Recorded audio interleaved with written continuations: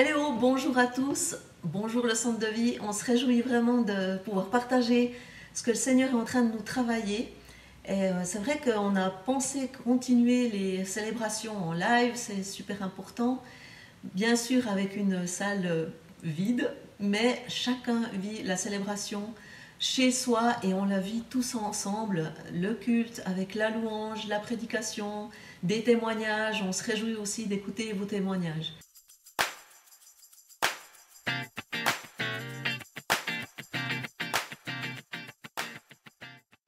On continue à prier, à essayer de recevoir vraiment ce que Dieu veut pour son Église aujourd'hui.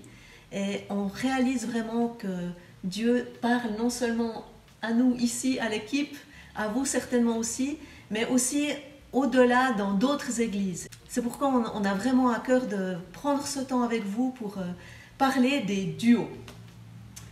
C'est vrai que dans ce temps de corona particulier, on parle énormément de distanciation sociale. C'est un terme horrible pour nous parce qu'on a besoin les uns des autres, on a besoin d'être en connexion.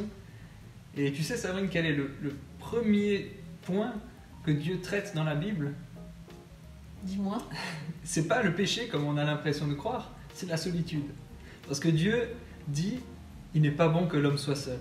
Donc pas bon, c'est vraiment un souci. L'homme ne doit pas rester seul. Et dans ces temps d'isolement, on cherche à s'isoler les uns des autres.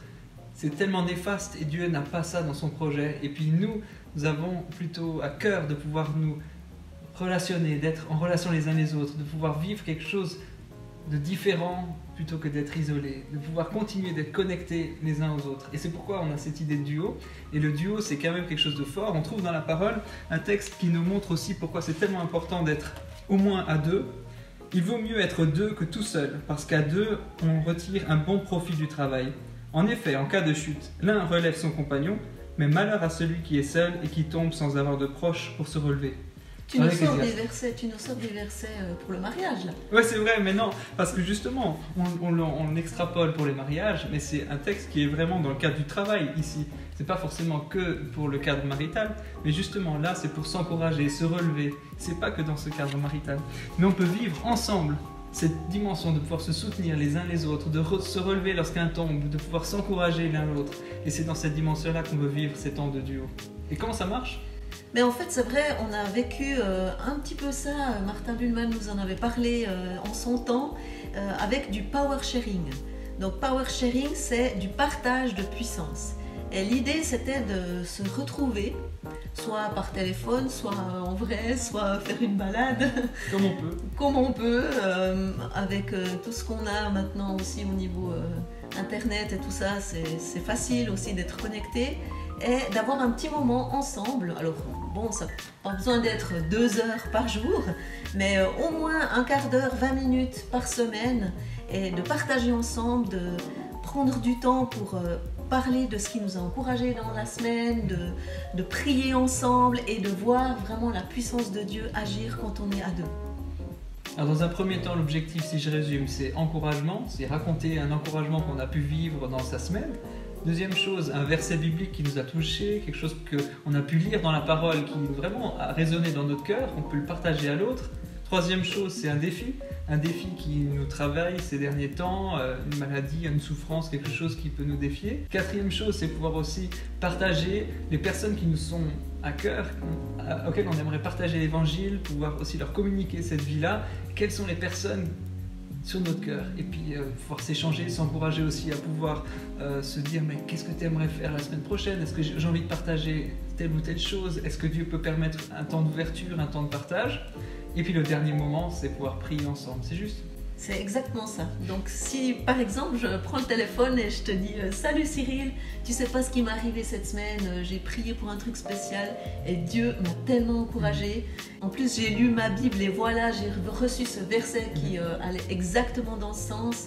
Et puis ensuite de dire j'ai un défi, je vis mal ceci ou cela, est-ce qu'on peut prier ensemble? Et puis on partage ainsi l'un l'autre et on s'encourage, on se soutient et on voit Dieu agir avec puissance. On se stimule aussi pour aller vers l'autre et puis pour aussi partager sur nos proches et aller vers nos VIP, les personnes qui nous sont chères. Oui, parce qu'en fait, aujourd'hui, Dieu, il est le même. Il agit, il guérit, il délivre, il sauve. Et on a tellement envie de partager ça et que les gens qu'on aime puissent rencontrer Dieu.